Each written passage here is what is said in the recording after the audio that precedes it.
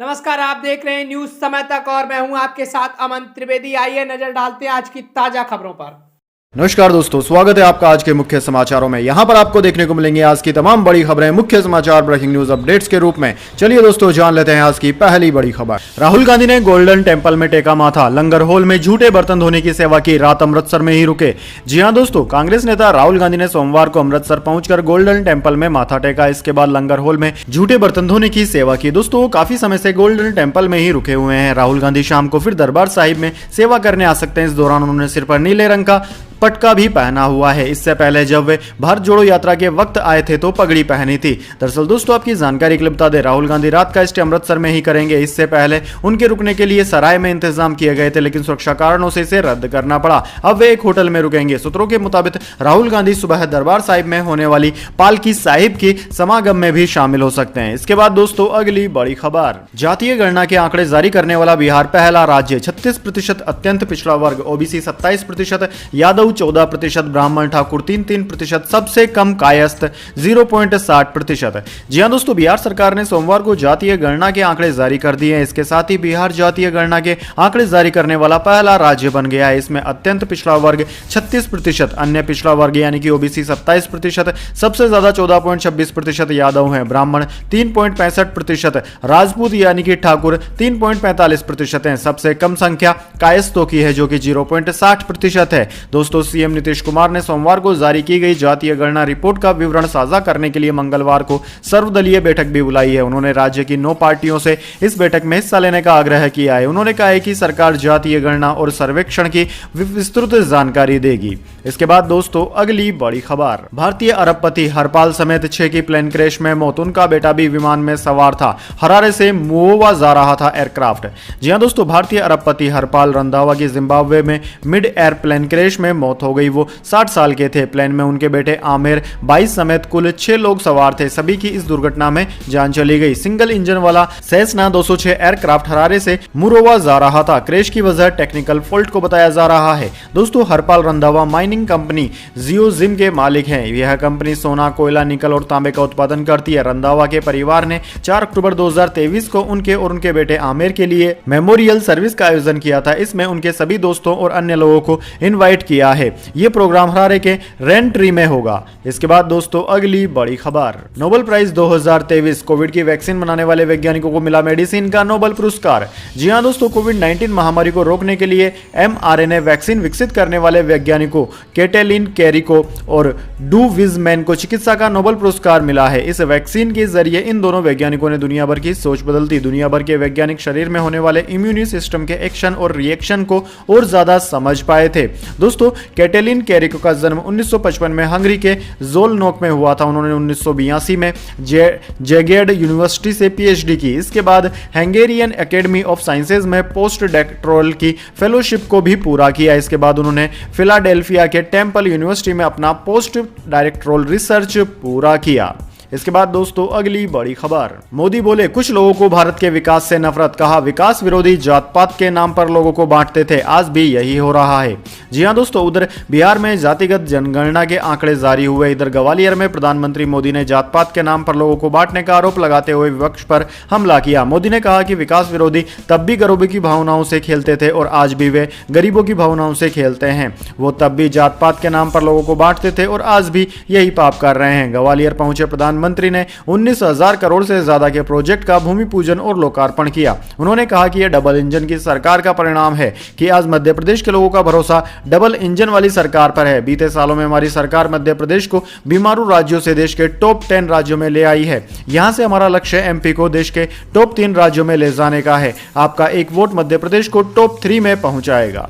इसके बाद दोस्तों, अगली बड़ी खबर। यूपी पॉलिटिक्स, मेरे लिए चुप रहना संभव नहीं। किसानों के मुद्दे पर बीजेपी सांसद वरुण गांधी ने फिर दिखाए तीखे तेवर। जी हां दोस्तों, पीलीभीत से बीजेपी सांसद वरुण गांधी रविवार को राष्ट्रीय सिख सम्मेलन के मंच पर पहुंचे, जहां उन्होंने लखीमपुर खीरी कांड से लेकर दिल्ली में किसान आंदोलन और सेना में भर्ती से लेकर तमाम मुद्दों पर अपनी ही सरकार पर सवाल उठाए और शक्ति प्रदर्शन किया। उन्होंने कहा कि सिख सबसे बहादुर कौम है जो कट्टर राम भक्त, राष्ट्र भक्त है। ये मेरे लिए अभिमान की बात है कि मेरी रगों में में सिखों का खून है। वरुण गांधी ने कहा कि मेरे पूर्वजों ने मुझे सिखाया, जब पंडित नेहरू पहली बार प्रधानमंत्री बने तो माउंट लिंकन लोकसभा के अध्यक्ष थे। उस समय श्रोमणी अकाली दल के अध्यक्ष हुकुम सिंह जी थे। हुकुम सिंह जी ने लोकसभा में पंडित नेहरू को यहां तक कह दिया था कि वो सही आदमी नहीं है, लेकिन नेहरू जी सुनते रहे। 6 महीने बाद सरदार हुकुम सिंह को लोकसभा अध्यक्ष बनाया गया तो उन्होंने कहा कि हम तो नेहरू की बुराई करते हैं और वो हमें कैसे लोकसभा अध्यक्ष बना सकते हैं। हुकुम सिंह जी ने पंडित जी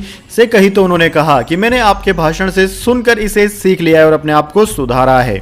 इसके बाद दोस्तों अगली बड़ी खबर, जितनी आबादी उतनी हिस्सेदारी, लालू ने की मांग। नीतीश बोले आर्थिक स्थिति को बनाएंगे विकास का पैमाना। जी हां दोस्तों, नीतीश सरकार ने बिहार में जातीय जनगणना के आंकड़े जारी कर दिए हैं। सरकार की सर्वे रिपोर्ट के मुताबिक बिहार में 36% अत्यंत पिछड़ा, 27% पिछड़ा वर्ग, 19% से थोड़ी ज्यादा अनुसूचित जाति और 1.68% अनुसूचित जनजाति की जनसंख्या है। वहीं रिपोर्ट जारी होने के बाद मुख्यमंत्री नीतीश कुमार और आरजेडी सुप्रीमो लालू प्रसाद यादव ने इस पर प्रतिक्रिया दी है। सीएम नीतीश कुमार ने कहा कि बिहार में कराई गई जाति आधारित गणना को लेकर शीघ्र ही विधानसभा में जानकारी दी जाएगी। नीतीश ने ट्वीट कर कहा कि जिन दलों ने इसका समर्थन किया था उन्हीं 9 दलों की बैठक बुलाई जाएगी और जाति आधारित गणना के परिणामों से उन्हें अवगत कराया जाएगा। नीतीश कुमार ने जाति आधारित गणना के कार्य में लगी हुई पूरी टीम को बधाई देते हुए कहा कि जाति आधारित गणना के लिए सर्वसम्मति से विधानमंडल में प्रस्ताव पारित किया गया था।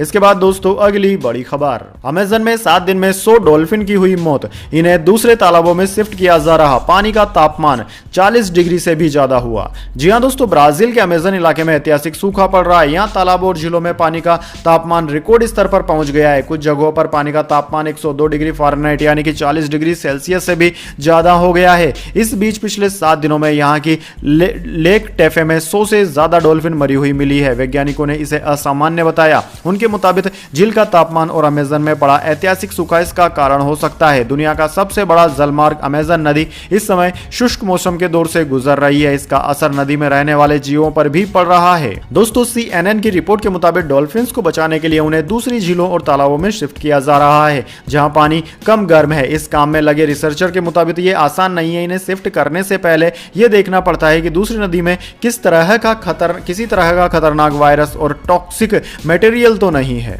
इसके बाद दोस्तों अगली बड़ी खबर, ट्रूडो पर अभिव्यक्ति की स्वतंत्रता कुचलने का आरोप। ब्रॉडकास्टिंग फ्रेमवर्क में बदलाव कर रहा कनाडा, एलन मस्क ने इसे शर्मनाक बताया। जी हां दोस्तों, टेस्ला के CEO एलन मस्क ने कनाडा के प्रधानमंत्री जस्टिन ट्रूडो पर अभिव्यक्ति की स्वतंत्रता को कुचलने की कोशिश का आरोप लगाया है। हाल ही में कनाडा ने अपने ब्रॉडकास्टिंग फ्रेमवर्क में बदलाव की घोषणा की है। इसमें कहा गया है कि पॉडकास्ट ऑफर करने वाली ऑनलाइन स्ट्रीमिंग सर्विसेज को रेगुलेटरी कंट्रोल्स के लिए सरकार के साथ रजिस्टर करना होगा। मस्क ने जर्नलिस्ट ग्लेन ग्रीनवॉल्ड की एक पोस्ट को अपने एक्स हैंडल पर शेयर करते हुए लिखा कि ट्रूडो कनाडा में अभिव्यक्ति की आजादी को कुचलने की कोशिश कर रहे हैं, शर्मनाक। ग्रीनवॉल्ड ने अपने पोस्ट में ऑनलाइन स्ट्रीमिंग सर्विसेज को कनाडाई सरकार के साथ रजिस्टर करने को दुनिया की सबसे दमनकारी ऑनलाइन सेंसरशिप स्कीम्स में से एक बताया था। इसके बाद दोस्तों अगली बड़ी खबर, भारत के लिए फायदे का सौदा। दुनिया का बड़ा कोको उत्पाद देश भारत को सीधे कोको उत्पाद बेचने की तैयारी में। जी हां दोस्तों, दुनिया का सबसे बड़ा कोको उत्पाद एवं निर्यातक कोटे डी आइवर कोको और कोको आधारित उत्पादों के सीधे मार्केटिंग के लिए भारतीय बाजार में संभावनाएं तलाशना चाहता है। कोको नियामक ली काउंटिंग ड्यूक कैफे कोको की योजना अगले महीने भारत की यात्रा पर जाने की है। कोको नियामक न सिर्फ कोको उत्पाद के लिए भारतीय बाजार में पहुंच चाहता है, बल्कि वह कोटे डी आइवर में कोको के प्रोसेसिंग के लिए निवेशकों तथा भागीदारों की तलाश में भी है। कोटे डी आइवर को पश्चिम अफ्रीका में स्थित आइवरी कोस्ट के नाम से भी जाना जाता है। फिलहाल कोटे डी आइवर के ज्यादातर कोको उत्पाद का विवरण बिचौलियों तथा तीसरे पक्ष के जरिए होता है और इसके चलते किसानों को काफी कम प्रतिफल मिल पाता है। इसके बाद दोस्तों अगली बड़ी खबर, असम में बीजेपी को अगले 10 साल तक मियां वोट की जरूरत नहीं, बोले हिमंत बिस्व शर्मा।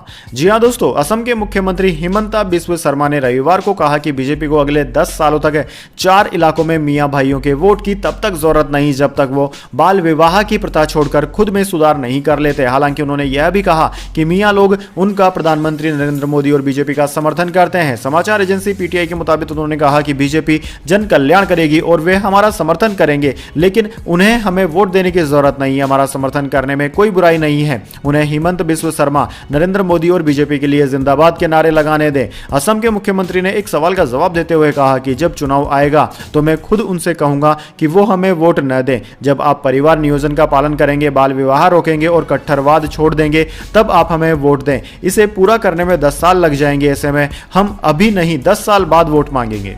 इसके बाद दोस्तों अगली बड़ी खबर, मोदी बोले गहलोत ने चुनाव से पहले हार मान ली। कहा गहलोत जी सोते जागते कुर्सी बचाने में लगे रहे, आदि कांग्रेस उन्हें हटाने में। जी हां दोस्तों, चित्तौड़गढ़ में सांवलिया सेठ मंदिर के दर्शन और 7,000 करोड़ के प्रोजेक्ट्स के उद्घाटन व शिलान्यास के बाद प्रधानमंत्री मोदी कांग्रेस पर जमकर बरसे। मेवाड़ में भाजपा के चुनावी अभियान को आगे बढ़ाते हुए राजस्थान की संस्कृति, यहाँ की विरासत पर गर्व करने की उन्होंने एक बात कही, लेकिन 5 साल की कांग्रेस सरकार ने राजस्थान की साख को तबाह कर दिया, ऐसा उन्होंने कहा। उन्होंने बड़ा वादा करते हुए कहा कि सरकार बनने पर राजस्थान में हर गरीब को पक्की छत दी जाएगी और हर घर तक नल कनेक्शन दिया जाएगा। भाजपा सामूहिक नेतृत्व में ही चुनाव लड़ेगी, यह साफ करते हुए उन्होंने कहा कि हमारा चेहरा सिर्फ कमल है। मोदी ने कहा कि कांग्रेस ने झूठ बोलकर सरकार जरूर बना ली, लेकिन चला नहीं पाई। मुख्यमंत्री अशोक गहलोत बैठते उठते सोते जागते मुख्यमंत्री की कुर्सी बचाने में लगे रहे और आधी कांग्रेस उन्हें कुर्सी से हटाने में लगी रही। अपने बेटे को बचाने और दूसरे के बेटे को उखाड़ने में लगे रहे, लेकिन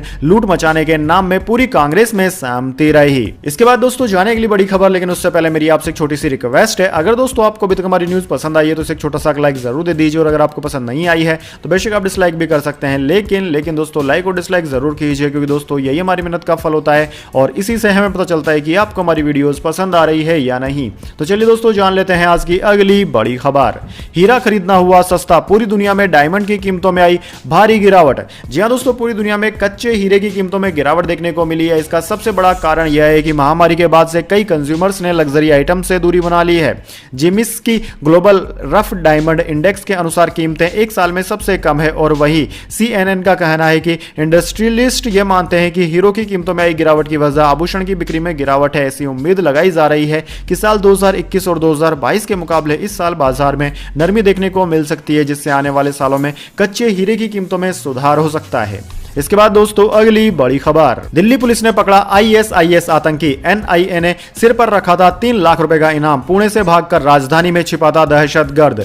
जी हां दोस्तों, दिल्ली की पुलिस की स्पेशल सेल ने ISIS मॉड्यूल के एक आतंकी को गिरफ्तार कर लिया है। आतंकी का नाम शाहनवाज बताया गया है, जिसकी गिरफ्तारी दिल्ली से ही हुई है। राष्ट्रीय सुरक्षा एजेंसी NIA ने इस आतंकी के ऊपर 3 लाख रुपए का इनाम रखा हुआ था। यह आतंकी NIA का मोस्ट वांटेड आतंकी है, जिसे शाहनवाज उर्फ शेफी उजमा के तौर पर भी जाना जाता है। शाहनवाज पुणे ISI केस में वांटेड थे। दिल्ली पुलिस की स्पेशल सेल ने ISI आतंकी शाहनवाज के साथ मोहम्मद अरशद वारसी और रिजवान नाम के संदिग्धों को भी गिरफ्तार कर लिया है। आज सुबह उन्हें वीडियो कॉन्फ्रेंसिंग से पेश कर 14 दिन की पुलिस रिमांड पर ले लिया। ISIS आतंकी मॉड्यूल केस में आदिल नाम का एक इंजीनियर छात्र भी हिरासत में आया है। आदिल जामिया का रहने वाला है। दिल्ली पुलिस अधिकारियों का कहना है कि आदिल को नोटिस देकर छोड़ा जा रहा है। इसके बाद दोस्तों अगली बड़ी खबर, बीजेपी सांसद निरुआ को सता रहा टिकट कटने का डर। इस बयान के बाद हलचल हुई तेज। जी हां दोस्तों, मध्य प्रदेश विधानसभा चुनाव के लिए टिकट वितरण में बीजेपी ने जो फार्मूला अपनाया है, उसके बाद यूपी में भी कई सांसदों के दिलों की धड़कनें बढ़ने लगी है। विधानसभा में अपने राष्ट्रीय स्तर के नेताओं को उतारकर बीजेपी ने एक विनिंग फार्मूला तैयार किया है। अगर यही प्रयोग यूपी में भी किया जाता है तो कईयों का टिकट कट सकता है। इस बीच आजमगढ़ से बीजेपी सांसद दिनेश लाल यादव यानी कि निरहुआ का भी एक ऐसा बयान सामने आया है जिसमें उनके टिकट कटने का डर साफ नजर आ रहा है। बीजेपी 2024 को लेकर सभी सांसदों का रिपोर्ट कार्ड बनवा रही है, जिसमें उनके कामकाज, जनता में लोकप्रियता और संगठन के साथ तालमेल को देखा जा रहा है। ऐसे में टिकट कटने के डर से कई सांसदों में हलचल मची हुई है। दिनेश लाल यादव को भी अपनी टिकट कटने का डर लग रहा है। रविवार को आजमगढ़ पहुंचे बीजेपी सांसद ने कहा कि अगर जनता को मेरा काम पसंद नहीं आया तो मेरा भी टिकट कट सकता है। इसके बाद दोस्तों अगली बड़ी खबर, बीजेपी ने अजय आलोक और प्रत्युष कंठ को बनाया राष्ट्रीय प्रवक्ता। जाने दोनों नेताओं के बारे में। जी हां दोस्तों, किसी भी सियासी और सामाजिक मुद्दे पर सलीके से बिना किसी शोरगुल और चुटीले अंदाज में अपनी बातों को रखने वाले अजय आलोक को बीजेपी ने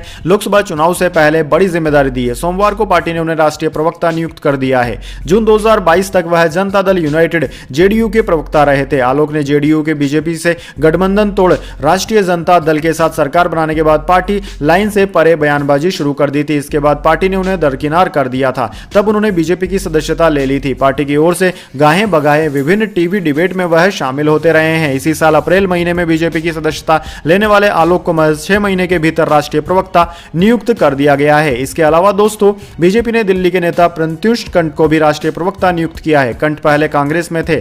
साल 2017 में उन्होंने बीजेपी का दामन थामा था। एक आधिकारिक विज्ञप्ति में बीजेपी के राष्ट्रीय महासचिव वरुण सिंह ने कहा कि बीजेपी के राष्ट्रीय अध्यक्ष जेपी नड्डा ने बिहार के अजय आलोक और दिल्ली के प्रत्युष कंठ को राष्ट्रीय प्रवक्ता नियुक्त किया है। इसके बाद दोस्तों अगली बड़ी खबर, बंगाल असम समेत 4 राज्यों में भूकंप के झटके, रिक्टर स्केल पर 5.2 रही तीव्रता। जी हां दोस्तों, पूर्वोत्तर राज्य असम और मेघालय समेत देश के 4 राज्यों में भूकंप के झटके महसूस किए गए हैं। जानकारी के मुताबिक पश्चिम बंगाल और त्रिपुरा में भी सोमवार शाम को धरती हिली। मेघालय में आए भूकंप की तीव्रता रिक्टर स्केल पर 5.2 दर्ज की गई। नेशनल सेंटर फॉर सिस्मोलॉजी के मुताबिक मेघालय में शाम 6:15 पर भूकंप के झटके लगे। रिक्टर स्केल पर इसकी तीव्रता 5.2 मापी गई है। वहीं नॉर्थ बंगाल के कुछ हिस्सों में भी भूकंप के झटके महसूस किए गए। दोस्तों बताया जा रहा है कि सिलीगुड़ी और कूच बिहार में भूकंप आया है। सोमवार को गांधी जयंती की छुट्टी होने पर शाम के वक्त लोग घर पर ही थे। भूकंप की वजह से लोगों में अफरा तफरी मच गई। लोग घरों से बाहर सुरक्षित स्थानों की ओर भागे। हालांकि शुरुआती जानकारी के मुताबिक किसी भी तरह के जानमाल के नुकसान की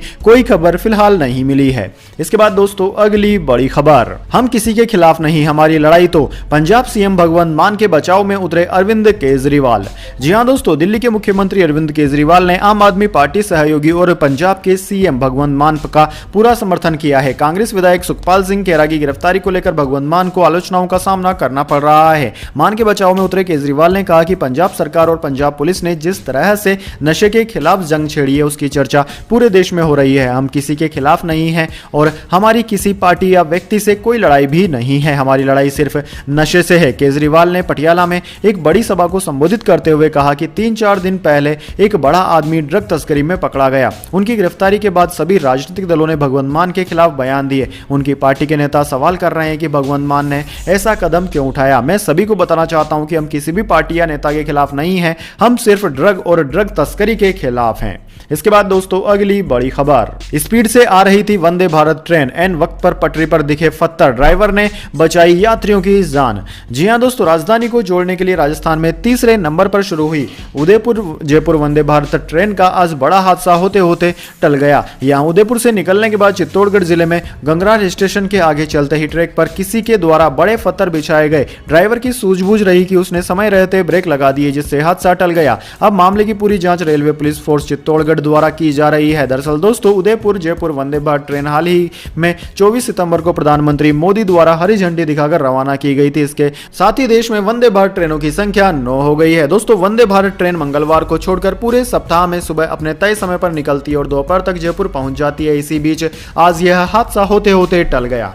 इसके बाद दोस्तों अगली बड़ी खबर, सितंबर में घटी डीजल की बिक्री, पेट्रोल की मांग में उछाल, एलपीजी और एटीएफ सेल्स का ऐसा रहा हाल। जी हां दोस्तों, सितंबर 2023 के पेट्रोल और डीजल की बिक्री के आंकड़े घोषित कर दिए गए हैं। सितंबर में सार्वजनिक क्षेत्र की तीनों पेट्रोलियम कंपनियों की डीजल बिक्री घटी है। हालांकि पेट्रोल की बिक्री में बढ़ोतरी हुई है। सार्वजनिक क्षेत्र की पेट्रोलियम कंपनियों के शुरुआती आंकड़ों से यह जानकारी मिली है। दोस्तों डीजल की बिक्री सितंबर में कमजोर मांग और देश के कुछ हिस्सों में औद्योगिक गतिविधियां सुस्त पड़ने की वजह से 3% घटी। देश में सबसे ज्यादा खपत वाले ईंधन डीजल की बिक्री सितंबर में घटकर 58.1 लाख टन रह गई, जो एक साल पहले की समान अवधि में 59.9 लाख टन थी। सितंबर के पहले 15 दिनों में डीजल की मांग में 5% से ज्यादा की गिरावट आई, जबकि बारिश कम होने से अगले 15 दिन में डीजल की मांग बढ़ी। महीने दर महीने आधार पर देखा जाए तो मासिक आधार पर डीजल की बिक्री 2.5% ज्यादा रही। अगस्त में डीजल की बिक्री 56.7 लाख टन रही थी।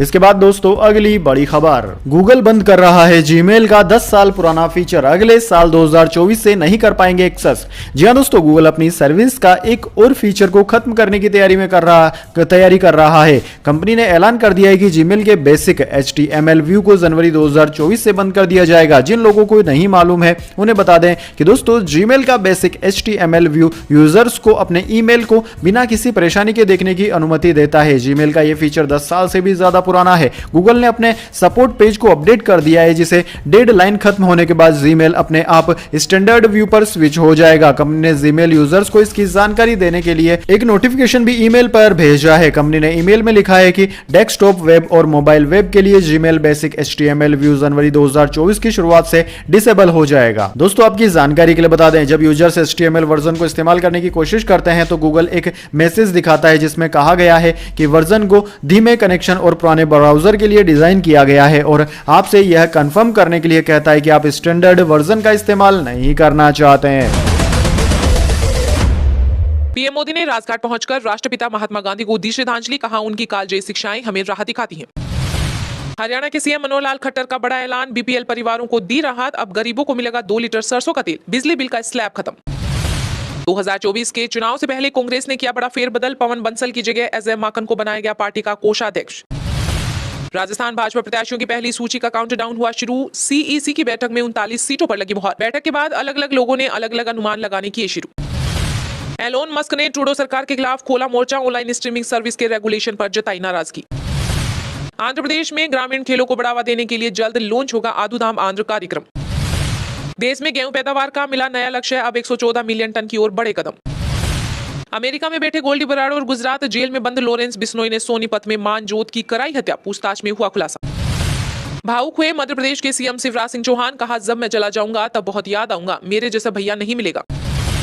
बाजार अफवाहों के सत्यापन को लेकर नए नियमों की बड़ी समय सीमा, 1 फरवरी 2024 से लागू होंगे सेबी के नए नियम।